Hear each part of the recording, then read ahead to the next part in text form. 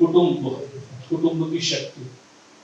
तो ऐसा लगा जैसे ब्रह्मांड में कुछ अच्छा करने के लिए सतत निरंतर सब विचार कहीं चलते रहते हैं, और वो जहाँ फर्टिलिटी पाते हैं वहाँ वो पल्लवित हो जाते हैं और वहाँ वो प्रकट हो जाते हैं, और जहाँ जो फर्टाइल वेल्स समय देते हैं उसको या उसका सत्कार करते हैं, वो वहाँ एक बड़े वृक्ष के रूप में प्रकट होते हैं, बड़े फलदार वृक्ष के रूप में प्रकट होते हैं।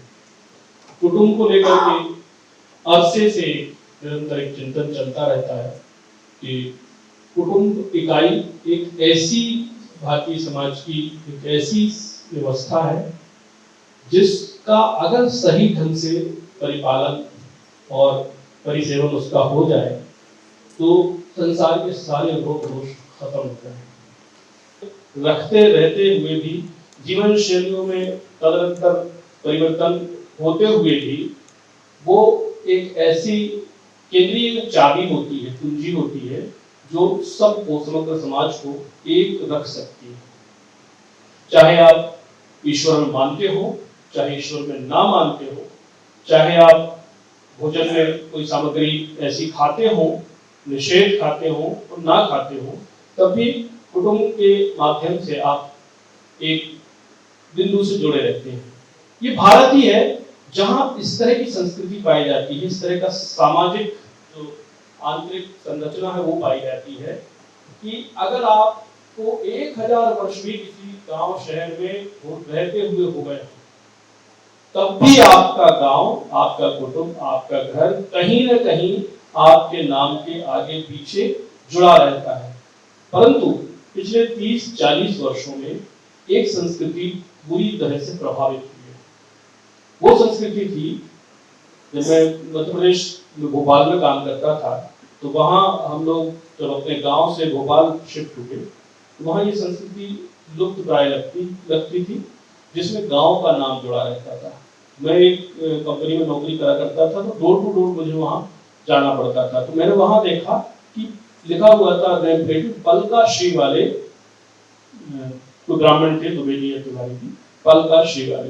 तो पलका श्री सुना तो मुझे लगा ये क्या है, तो वहाँ एक जिज्ञासा थी मन में, परिचय हुआ, बातचीत हुई, अपने उत्पाद के विक्रय के संबंध में बातचीत हुई, तभी समझने की कोशिश हुई कि पलका श्री क्या है। तो उन्होंने बताया पलका श्री हमारा जो है एक उनके किसी गुरु परंपरा ने उनके कोई पूर्वजों को नाम दिया था कि कोई संत आए थे उनके यहाँ, तो वो जो है नीचे नहीं चलते थे, पलंग पर ही या कोई खाट पर ही वो कदम रखते थे।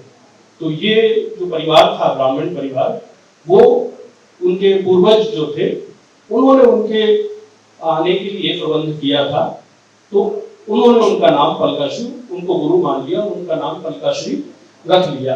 और वो पलकाश्री डायनेस्टी का जो उन्होंने बताया कि उनको नहीं मालूम, उनके ग्रैंडफादर को भी पता चला, ग्रैंडफादर ने को भी विरासत में मिला वो नाम, और वो आज भी उनके उस वक्त के, मैं बात कर रहा हूँ 98-2000 की, तब तक तो वो सर्टेन को लगा रहे।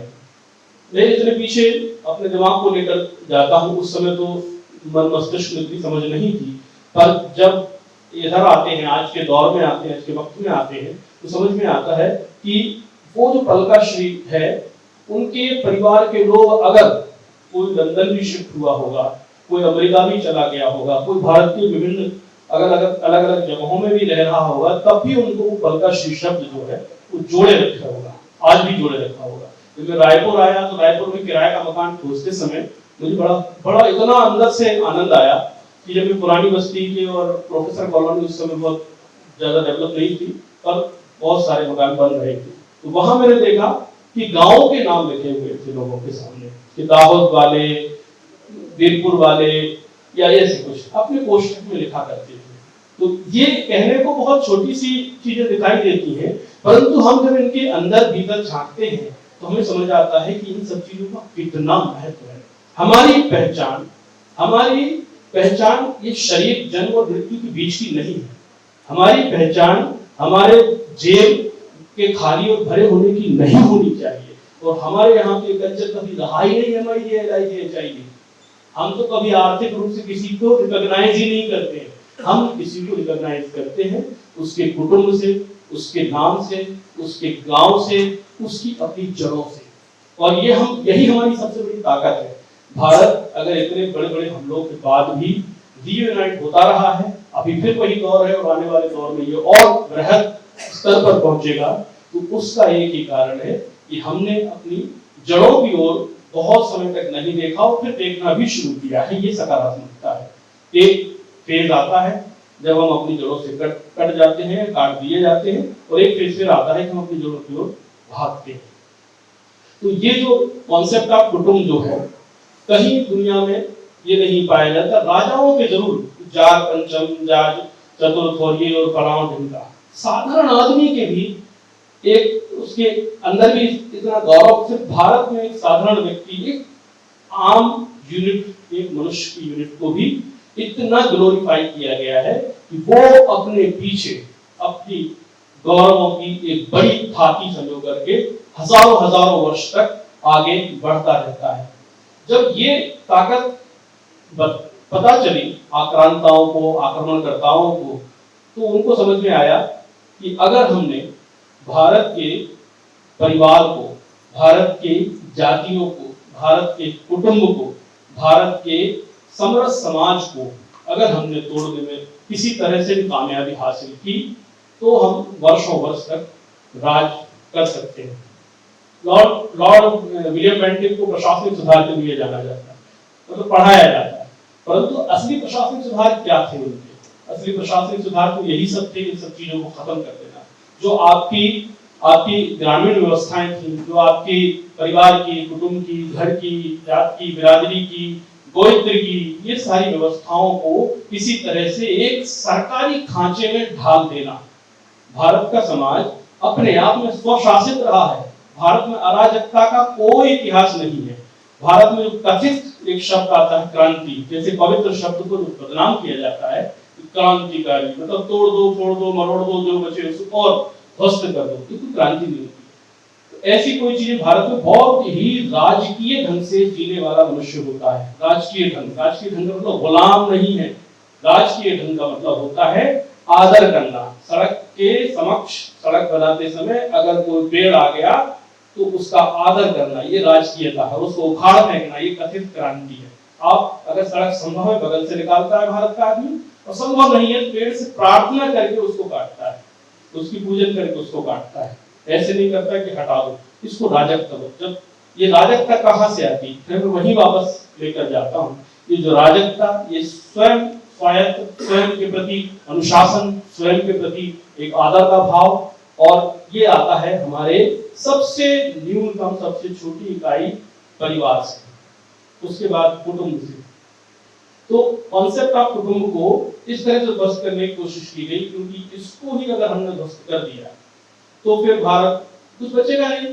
नरमुंडों का एक देश है, नरमुंडों की दुनिया है, बहुत से देश हैं जो लड़ रहे हैं, भिड़ रहे हैं, खा रहे हैं, पी रहे हैं। इसको हम कई बार लगता है बहुत प्रगतिरत है, बहुत प्रगतिशील है, बहुत से शब्द गढ़े जाते हैं उनके लिए, परंतु जब हम एक मानवीय की एक यूनिट पर आकर देखते हैं, एक परिवार की यूनिट पर आकर देखते हैं, तो बिल्कुल भी प्रसन्न नहीं है, बिल्कुल भी खुश नहीं है।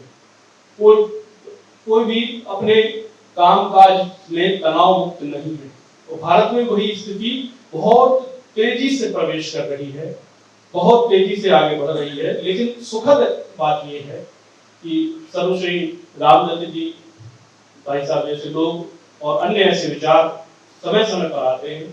समय समय पर उन विचारों को पल्लवन मिलता है, उनको फर्टिलिटी मिलती है, लैंड मिलता है ब्रेन का, और ऐसे विचारों का पल्लवन होता है। और हमको पता चलता है कि हम अपने कुटुंब से, अपने परिवार से, अपनी जड़ों से, अपने गांव से जुड़े रह करके ज्यादा सुरक्षित हैं बजाय इनसे कटने के। एक समय था जब बहुत तेजी से गांव छोड़ करके लोग शहरों की ओर भाग रहे थे। अभी भी कुछ चीजें हैं, और इसका कारण बताया गया था, जानते हैं, रोजगार, रोटी के लिए लोग भाग रहे हैं। रोटी के लिए तब तो नहीं भागे थे भाई जब कहा जा रहा था, रोटी के लिए आज जरूर भागने लग गए। वो समय नहीं था, रोटी गांव सबसे सुरक्षित जगह हुआ करती थी। रोटी के मामले में कम से कम, सिर्फ रोटी की अगर बात है, भोजन की अगर बात है, रोजगार की अगर बात है, तो कितना गांव सक्षम अपने आप में आत्मनिर्भर होते ही थे कि जो जिनमें एक ही गांव में कई फिरके, कई परिवार, कई कुटुंब, कई जातियां, कई भेद पाए जाएंगे, बावजूद इसके वहां पर वो आपस में समन्वय बना करके एक दूसरे पर निर्भरताएं बढ़ा करके एक दूसरे से अपने काम करवाते और करते थे, और एक पूर्ण स्टेट, कंप्लीट स्टेट एक छोटे से गांव में भारत के रहती थी और आज भी रहती है। आज भी जो हमारे सामने इतनी विद्रूप स्थितियां नहीं है, बहुत घबराया जाए, परंतु थोड़ा सा हमको सावधान होने की आवश्यकता जरूर है। संयोगवश या हमारी जागरूकतावश ये समय आया है जब राजकीय व्यवस्थाएं भी हमारे इस विचार को समर्थन दे रही हैं या समर्थन मिल पा रहा है।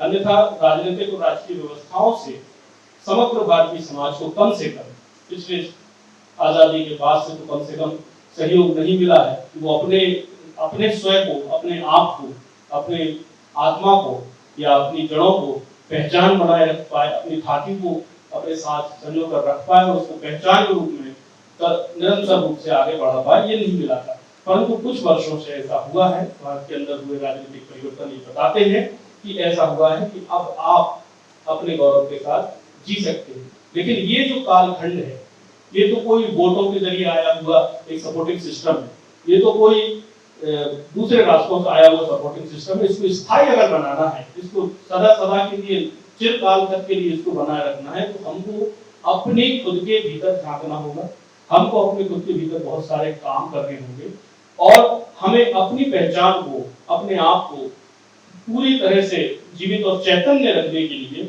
अपनी सारी जो पूर्व काल के जो हमारे शोध हैं, पूर्व काल की हमारी जो चीजें हैं, उनको जो व्यवहार में समाहित किया गया है, तो उसके लॉजिक ढूंढ करके, उसके आधार ढूंढ करके उनके साथ आत्मविश्वास के साथ खड़े रहना हमें सीखना होगा।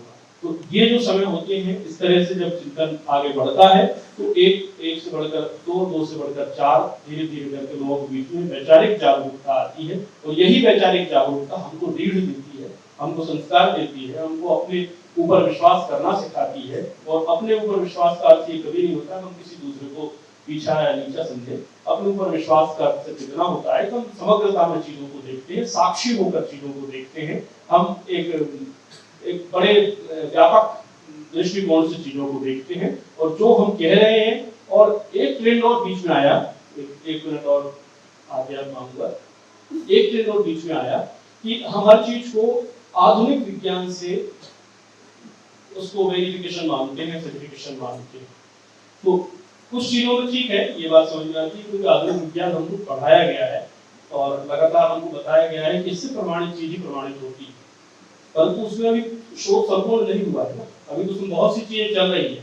जो चीज हमारे आधुनिक विज्ञान में प्रमाणित हो जाए, अच्छी बात है, नहीं भी होती है तो प्रयास करना चाहिए कि कोई बात तो है, कोई चीज तो ऐसी है जो अभी प्रमाणित नहीं है। कहने का अर्थ ये, जो हम जानते हैं वो सत्य है, इसमें कोई शंका नहीं है, लेकिन जो हम नहीं जानते वो असत्य है, ये कहना बड़ा पाप है। वो भी सत्य भी हो सकता है और असत्य भी हो सकता है, लेकिन अभी हम उसे जानते नहीं। इसलिए जहां तक हमारा शोध पहुंचा है, जहां तक हमारी जो बौद्धिक प्रत्यंचा जहां तक खिसकी है हमारी, वहां तक हम देख पाते हैं तो अच्छी बात है। लेकिन जहां तक हम नहीं भी देख पा रहे हैं, कुछ विषय ऐसे भी हैं जहां तक हम नहीं पहुंच रहे हैं, उनको भविष्य अभी हमको सिद्ध करेगा। इसलिए हमें अपने ऊपर विश्वास करना सीखना चाहिए, और अपनी जड़ों से, अपने गांव से, अपने घर से, अपने द्वार से, अपने कुटुंब से, अपने परिवार से, अपने समाज से, अपनी जातियों से, अपने लोगों से, अपने प्रदेश से, अपने शहर से, इससे अपना एक जुड़ाव और गौरव होना ही चाहिए। गौरव कर किसी को चरित्र दिखाने, गौरव तो होना ही चाहिए। बहुत बहुत धन्यवाद। जय श्री राम।